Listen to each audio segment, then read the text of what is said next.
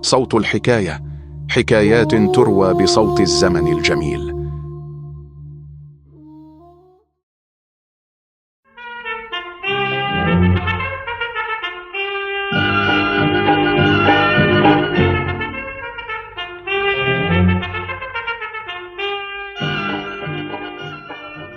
شخصيات تبحث عن مؤلف، برنامج يخرجه السيد بدير.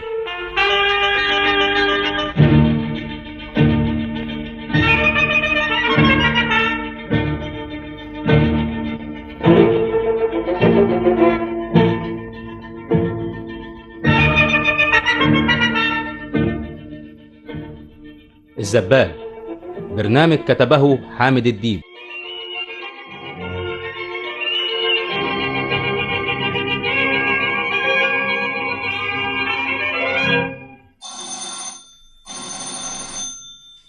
زكية يا بنتي يا زكية، انت انطرشت يا بنت ولا ايه؟ الجرس بيضرب بقاله كتير ما بترديش ليه؟ يا بنتي شوفي مين على الباب يا بنت. كنت في المطبخ يا ست، دوشة البوابير مش مخلياني اسمع حاجة ابدا. انا عارفة بس هيكون مين على الصبح، دي الساعة لسه 10. يا فتاح يا عليم. حاضر حاضر. هو انت؟ مين يا زكية؟ ده صلاح يا ست ابن الجماعة اللي فوق. صباح الخير يا طنط. صباح الخير يا صلاح، ازاي ماما؟ بتسلم على حضرتك وبتقولك ايه يا حبيبي؟ عاوز حاجة يا صلاح؟ ماما بتقولك احنا واخدين منكم 60 قرش، فلو سمحتي تخليهم جنيه، ويوم القبض هجيبه لغاية هنا، بابا هيقبض يوم الاثنين. حاضر يا حبيبي.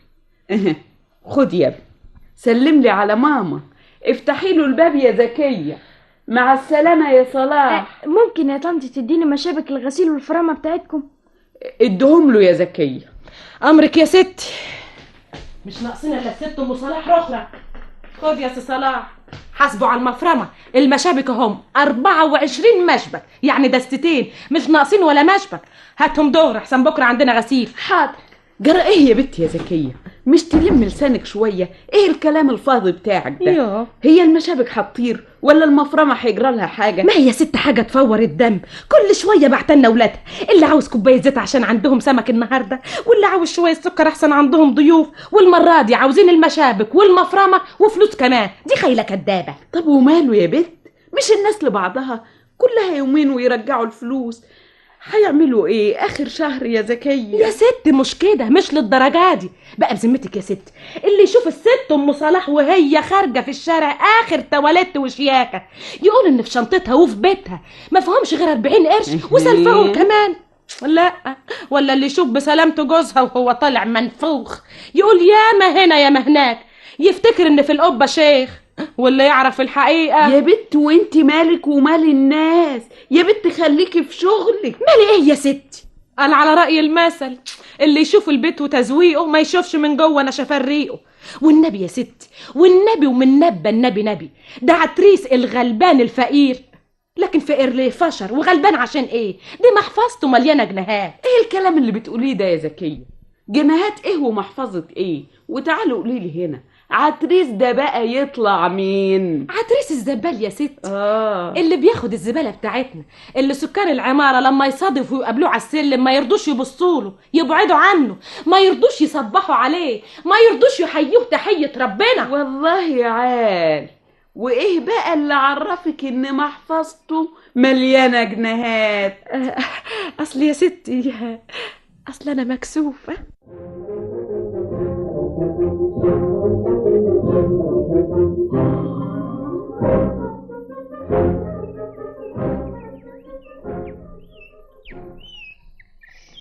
ده يومنا نادي النهارده. الشمس طالعه ومتهيألي زي ما تكون الطيور اللي في الجنينه كلها فرحانين بينا، بيغنوا وبيتنططوا. تعرفها زكيه؟ نعم. انا قلبي يفضل يدق يدق طول الجمعه، واستنى يوم اجازتك زي ما اكون مستني يوم العيد.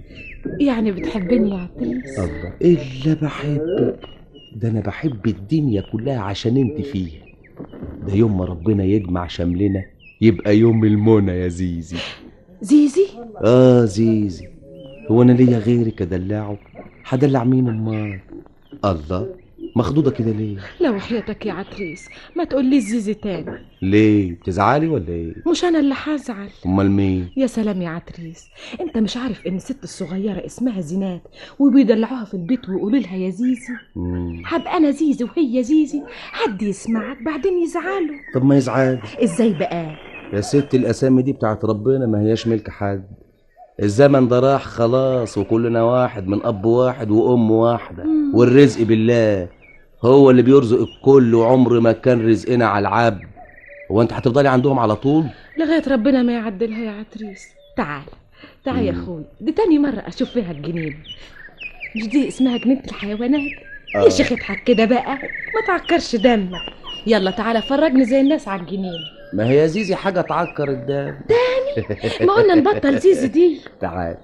تعالي نتمشى في الجنينه. تعال.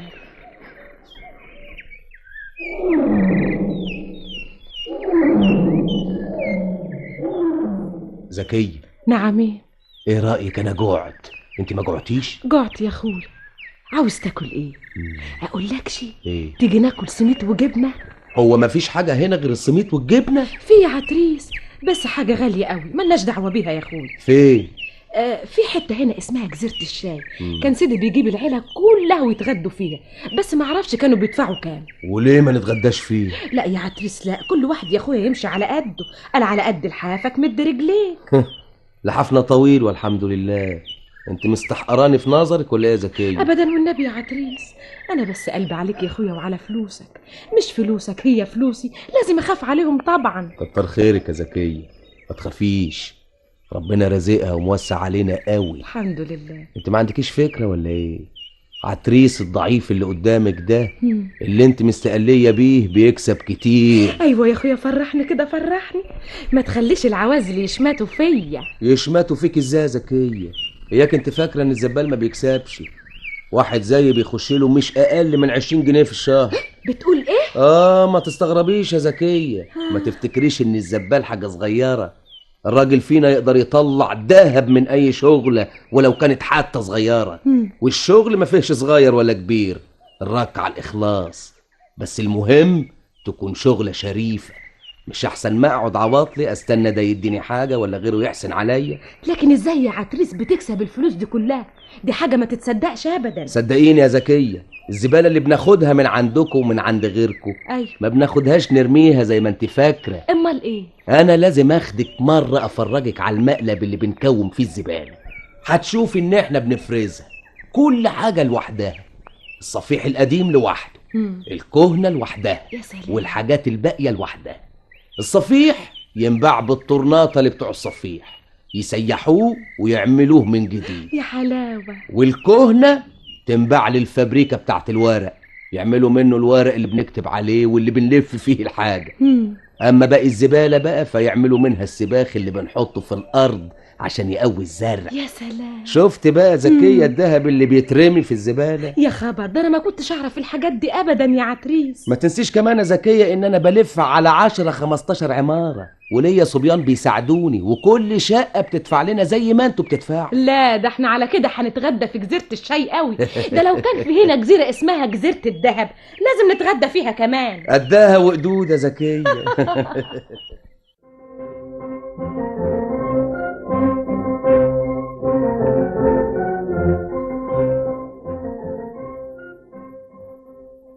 صباح الخير يا مدبولي. خير يا اخويا. الله، جرالك ايه؟ ما ترد زي الناس. ما انا برد زي العفاريت، ما هو زي الناس اهو. يا اخي ده انا بقول لك صباح الخير، قال لي ما فيها ترد تحية. ما بردش. انت عاوز مني ايه؟ مالك ومالي؟ انت زعلان من حاجة؟ والنبي ايه؟ لا مبسوط منك قوي، فرحان بيك قوي. الله، ايه الحكاية؟ ما تتكلم، عايز تقول ايه؟ اسمع يا عتريس. ايه؟ انا فاهم وانت فاهم. اه؟ انا بواب العمارة دي ودبة النملة فيها بعرفها. انا مش كلوديا ولا خشني، انا مفتح قوي. انا مدبولة على سن ورمح. فهمني ولا مش فاهمني يا عتريس؟ وانا داخل ايه في الكلام ده كله؟ لا يا شيخ، خش قف قلبي خش. دي المفهومية كلها احنا اصحابها، واحنا اللي بادعينها في الحتة دي على اخر الزمن تستقردني يا سي عتريس. مبقاش كمان الا الزبالين يستقردونا. ده انا مدبولي وحش الامارة، اسمع عاد انت، البت زكيه دي اللي بيبص لها بعين افقع حاله، فاهم؟ لا مش فاهم. زكية دي خطيبتي، ولا انت ولا غيرك يقدر يحوشني عنها. هي بس اللي تقدر تقول لي ما تكلمنيش، لكن غيرها لا، مالكش كلام عندي. عتريس الزم حدودك، طوعني. هتعمل ايه؟ همنعك من دخول العماره. خليك كل عيش احسن لك. ما تقدرش تمنعني. ليه؟ تكونش العماره باسمك وانا مش جريان؟ ايوه باسمي، مش عارف كده؟ لا مش عارف يا حضره الملك الجديد. العمارة دي انا دافع تأمين لصاحبها، فاهم؟ شاري دخولي هنا بالفلوس، محتكر العمارة، يعني بالبلد المفهوم قوي محدش يقدر يخش هنا غيري، مفيش زبال غيري يقدر يحط رجله هنا. طب صاحب العماره هو مسافر وانا اللي همنعك، ولما يجي هقول له ان انا اللي منعتك، مش هتخش هنا، فاهم؟ واللي عاوز تعمله اعمله، روح اشتكيني بقى. اتكلم على قدك يا مدبولي، بالذوق هخش، بالعافيه هخش. بقول لك مش هتخش. اوعى كده من سكتي، ما تمسكنيش. اوعى، مش هتخش. بقول لك سيب. اي كده اتعورنا مدبولي. طب انا هعرف شغلي مع صاحب العماره لما يجي، لكن محدش هيقدر يحوشني عن زكيه ولا عن العماره كلها. اديني منعتك عن العماره وهمنعك عن زكيه كمان. انا وانت وزمن طويل يا مدبولي.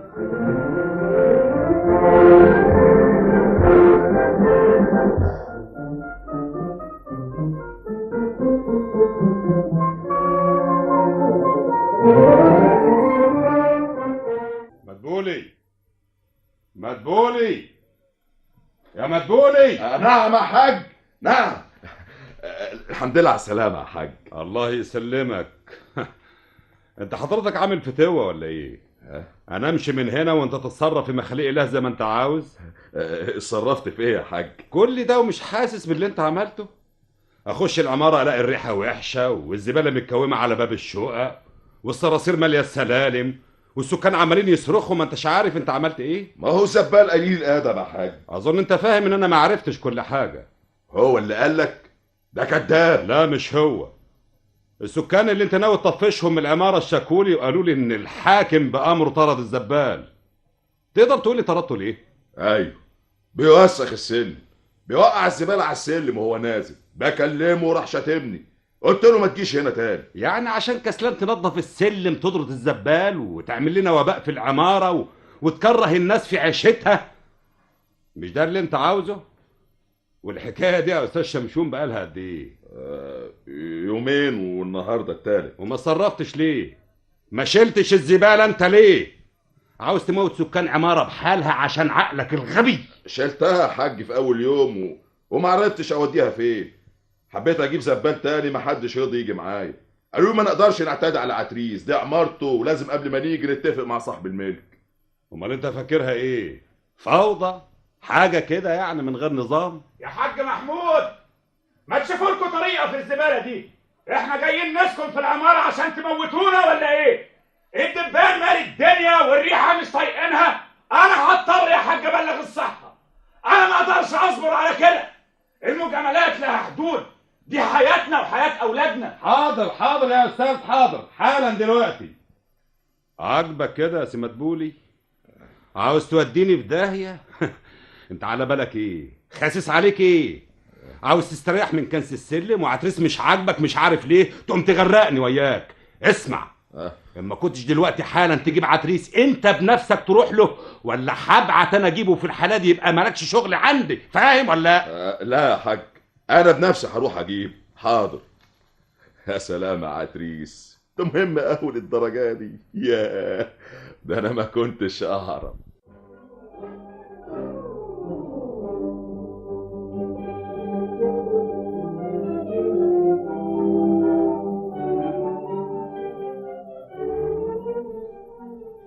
الله، مالك يا ست زينات؟ مفيش حاجة يا زكية، أنا اللي متضايقة شوية، مش عارفة ليه. يو، هو في حد بيتضايق من غير سبب؟ هي ماما لما خرجت يا زكية ما قالتلكيش هترجع امتى؟ وهي بتقول لي يا ست من امتى؟ هي بس قالت لي انها خارجة تشتري شوية حاجات من شارع فؤاد. يعني ما انتش عارفة، ما هي الحاجات جاية عشانك انت يا ستي. يا اختي ربنا يتمم بخير. وبعدين يا زكية بلاش مضايقة بقى. هي دي حاجة تضايق؟ هو الفرح بيضايق؟ لا ده في شوية حاجات كده يا زكية انت لسه ما جربتيش. ما جربتش؟ والنبي يا ست ده انا قلبي ملهلب من الحب. امال انا عذرك ليه؟ الله يكون في عونك ويساعدك. انت بتحبي يا زكية؟ هو انا بحب بعقلي يا ستي؟ ده انا نار، ده انا نار واكتر من نار. الله يجازيك يا زكية، ده انت بنت عفريتة قوي. وصنعته ايه اللي بتحبيه ده؟ هيكون ايه يعني يا ست؟ دكتور ولا محامي؟ الناس العاليين دول علشان كنتوا يا ستي.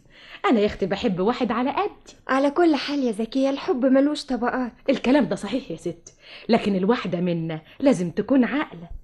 احب واحد اعلى مني ليه؟ هيتجوزني؟ مش معقول. وافرض ان الحب عماه قوي قوي واتجوزني، هيجي يوم يفوق لنفسه وهيروح الحب وانا اللي هعيش مذلوله، والنهايه ايه يا ستي؟ هيسيبني طبعا. ده ايه العقل ده كله يا زكية؟ ده انت فيلسوفة ومحدش داري. لا يا استاذنات، انا مش فيلسوفه ولا حاجه، انا بس فاهمه نفسي كويس. هو انا ايه؟ مش خدامه فقيره. جرى ايه يا بت؟ انت خدتيني كده في دوكه وما قلتليش بيشتغل ايه واسمه ايه؟ عتريس الزبال يا ستي. الزبال؟ ايوه الزبال بتاعنا، المعلم عتريس. شكله ايه ده؟ انا ما شفتوش ابدا. يا ست وانت هتشوفيه ليه؟ انت مالك وماله؟ انا اللي بنظف والم الزباله واسلمها له.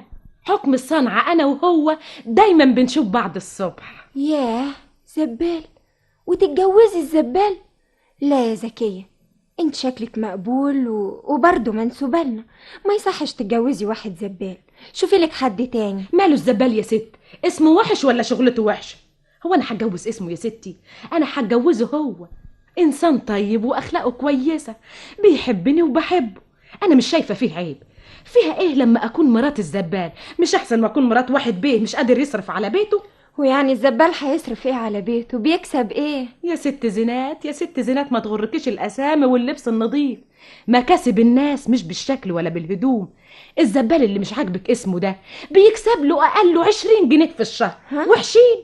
واقول لك ايه كمان، ياما زبالين بيكسبوا 30 و40 و50، وفي كمان بيكسبوا اكتر. ما تقوليش كده يا زكية، انت بتبالغي قوي. هي دي الحقيقه يا ستي.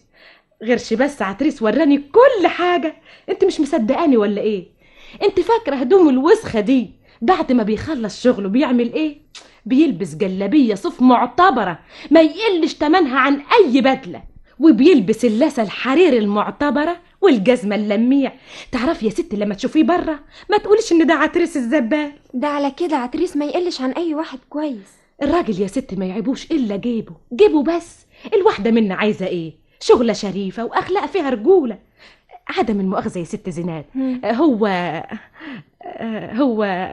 ايه يا زكية؟ قولي ما تتكسفيش. لا اصل برضه فيها اساءة ادب. لا قولي مسامحاكي. هو الاستاذ عصام خطيب حضرتك، ماهيته كام؟ يا ملعونة. لو النبي يا ست ما اقصدش ابدا، ده سؤال بريء. ولا مش بريء يا زكية؟ هو في حاجة تستخبى؟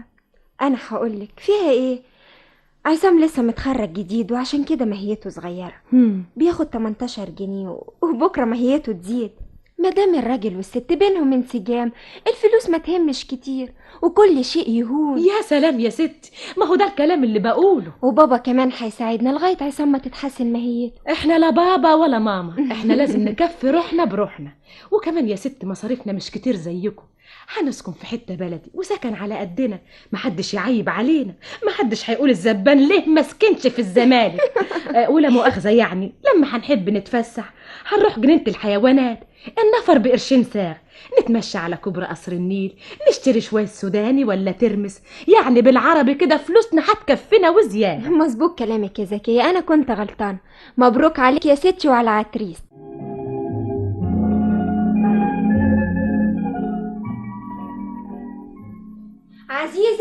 عزيزة بنتي عزيزة، الغويشة كانت هنا، راحت فين؟ غويشة ايه يا ست؟ لا يا شيخة، الغويشة بتاعتي كانت في درج التسريح، أنا لسه شايفاها من شوية. فيه ايه يا زينات؟ بتزعقي ليه يا ماما؟ الشبكة بتاعتي كنت حطاها في درج التسريح ومش لاقياها. فين يا عزيزة الغويشة؟ راحت فين يا بنت؟ العفاريت خدوها؟ والنبي يا ستي ما اعرف. ما تعرفيش ازاي؟ مين هنا في الشقة؟ مين دخل عندنا؟ انا وستك زينات وسيدك ممدوح وانتي، واظن ممدوح اللي عنده 3 سنين مش هيعرف الغويشه بتتاكل ولا بتتشرب، هياخدها يبيعها عشان يخش السينما؟ ما تتكلمي يا بت، مين هياخدها هنا؟ والنبي يا ستي ما خدتها ولا شفتها. اسمعي، شغل ال3 ورقات ده مش عليا انا. تطلعي تنزلي بالغويشة. والنبي يا ست انا مظلومة، حلفوني انا مظلومة. والنبي ايه؟ قالوا للحرام يحلف قال جالك الفرج. احنا ما بنحلفش حد، الغويشة لازم تيجي من تحت الارض. وانا اعمل ايه يا ستي؟ اجيبها منين ورحمة ابويا ما خدتها؟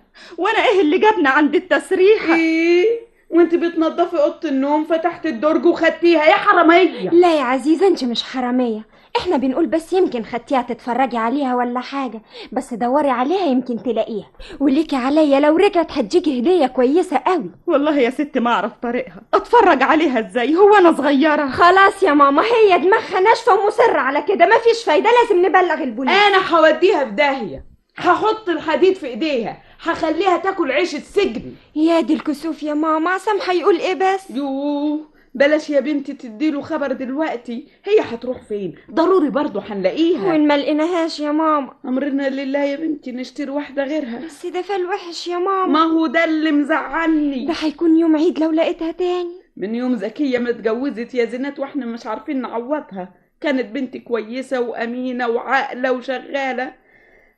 ربنا يهدي سرها، اتجوزت جوازة كويسة تستاهل الخير زكية. هنعمل ايه يا ماما؟ ادي احنا غيرنا خدامتين من يوم ما خرجت وما فيش فايدة. الله يصبحك بالخير يا زكية.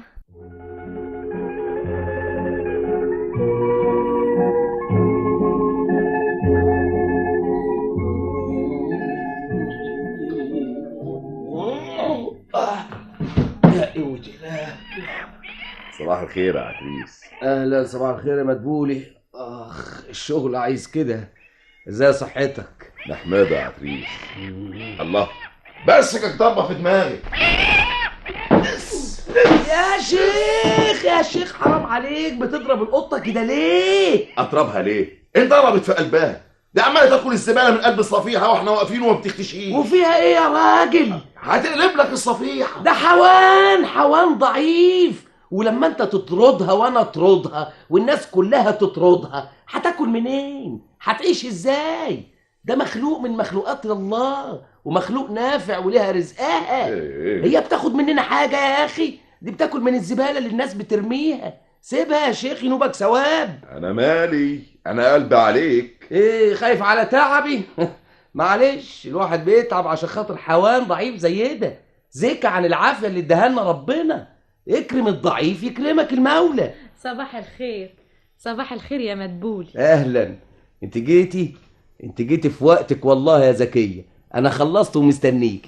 يعني يا ست من يوم ما اتجوزتي ما حدش شافك. والله مشغوليات يا مدبول. اسمع يا مدبولي، انت وراك حاجه دلوقتي؟ ليه؟ زكية يا سيدي جايه في موضوع للجماعه اللي كانت عندهم الست ام زينات. موضوع ايه؟ خير ان شاء الله، بس تعالى معانا. الموضوع ده يخصني. بقول لك خير، تعالى بقى تعالى. بس انا ما اعرفش الموضوع ده. هتعرف دلوقتي. زي بعض يا سيدي، اروح معاكم. يلا بينا، يلا يا زكية. مين؟ زكية؟ انا مش مصدقة عينيا، مش معقول الكلام ده. زكية يا ماما، خش يا زكية خشي، وانت غريبة. تعالي. بس انا مش لوحدي. ليه؟ مين معاكي؟ جوزي عتريس الزبال ومدبول البواب بتاعكم. طب وماله؟ اتفضلوا. اهلا وسهلا. ادخلي اوضه الصالون يا زكية، والله لازم تقعدي في اوضه الصالون، ده انت ضيفة النهارده. اتفضلوا يا جماعة اقعدوا. الله، ما تقعدوا. ايه الشياكة والجمال ده كله يا زكية؟ ده بس من ذوقك يا ست زينات.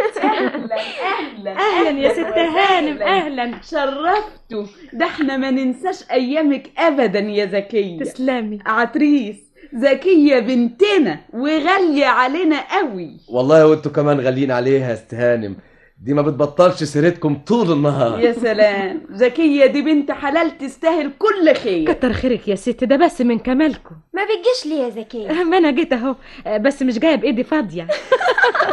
واحنا عارفين جايبه عتريس في ايدك. لا، وجايبه حاجه تانية. جايبه لك هديه يا ست زينات، تقبليها؟ هديه؟ لا يا زكية، ده احنا اللي نقدم لك الهديه. هو ده الكلام؟ انت بتشتمينا بالذوق. لا يا ست، لا، معاش من يشتمكم. اتفضلي شوفي الغويشه دي تعجبك. الغويشه؟ ايه ده؟ دي؟ ايوه، عارفه انها بتاعتك، عارفه انها الشبكه الغاليه. لقيتيها فين يا زكية؟ البركه في عتريس، لقاها في الزباله، ما كانش عارف بتاعه مين. قعد يقول لي يا زكيه انا ضميري تعبان، عاوز ارجعها لاصحابها بس مش عارف ارجعها لمين. اول ما شفتها يا ستي عرفتها على طول. قلت له اسمع يا عتريس، زمان الجماعه زعلانين قوي علشان لازم اروح بنفسي اوديها لهم. متشكرين قوي يا زكيه، ده احنا مش عارفين نودي جميلك فين. لا شكر على واجب يا أست هانم، احنا ناس فقراء صحيح لكن عندنا امانه وشرف. وزكيه كلت عندكم عيش وملح، والعيش والملح ما يهونوش اللي على ابن الحرام. يا سلام يا عتريس، ده انت كل يوم بتعرفنا انك ابن اصل. صحيح الامانه دي ملهاش دعوه بغني ولا فقير، دي حاجه موجوده في الدم. الارزاق على الله يا مدبولي، ربنا يغنيها بالحلال. الواحد لما يكون امين ربنا يبارك له في رزقه. احنا عايزين ايه غير الصحه والستر؟ فاكر يا مدبولي لما اتخانقتي وياه وقلت له ما تخشش العمار؟ فاكر يا هانم، دي كانت غلطه، ما كنتش اعرف ان عتريس بالشكل ده. عرفت بقى ان احنا ما نقدرش نستغنى عن عتريس ابدا. دلوقتي عرفت اكتر يا ست هانم. هريالك يا عتريس.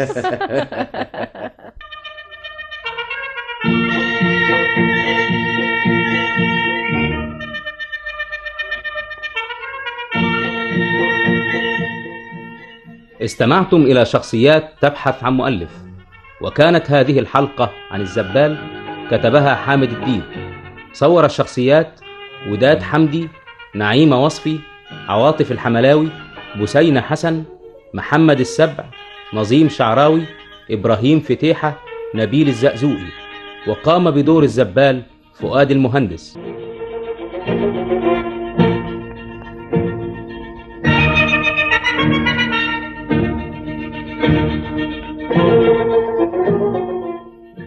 شخصيات تبحث عن مؤلف، برنامج يقدمه لكم السيد بدير في مثل هذا الموعد من كل أسبوع. صوت الحكاية، حكايات تروى بصوت الزمن الجميل. لا تنسوا الاشتراك في القناة وتفعيل الجرس لتصلكم أجمل الحكايات بصوت الزمن الجميل. دمتم بكل الخير.